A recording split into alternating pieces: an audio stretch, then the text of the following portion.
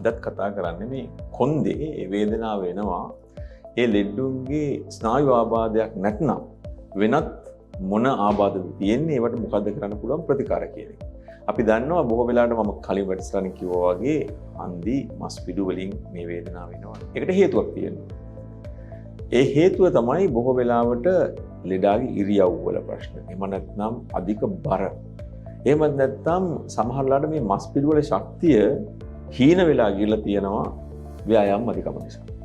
ඉරියව්ව වැරදි වුණත් අධික ලෙස මහන්සි වෙනවා නම් ඒ මස් පිඩු වලට ඕනවට වඩා පීඩනයක් එනවා නම් එහෙමත් නැත්නම් මස් පිඩු අප්‍රාණික නම් ව්‍යායාම නැතිකමින් එසේත් නැත්නම් මස් පිඩු වල හෝ හන්දි වල ඉදිමීමේ රෝග තත්ත්වයක් තියෙනවා නම් මේක වෙන්න පුළුවන්. ඉතින් මේවා සොයා ගැනීම සඳහා බොහෝ වෙලාවට මේ රෝගියත් එක්ක රෝගියාගේ රෝග ලක්ෂණ ගැන සාකච්ඡා